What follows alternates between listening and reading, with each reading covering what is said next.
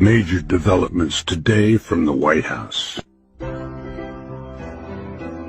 Former President Donald Trump is expected to make a decision within the next 2 weeks on whether the U.S. will formally step into the escalating conflict between Israel and Iran.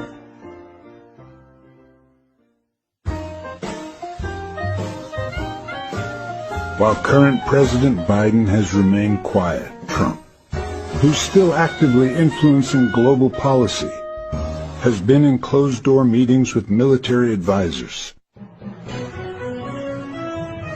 The White House confirmed today that discussions are focused on how best to support Israel while avoiding a full-scale global conflict. Meanwhile, the war on the ground continues to intensify.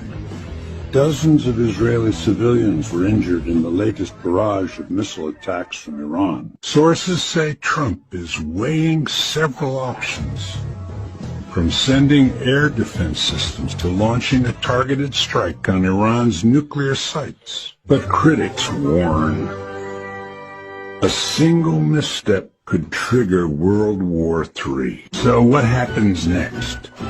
We may know within 14 days. Stay tuned and subscribe for live updates as this story develops.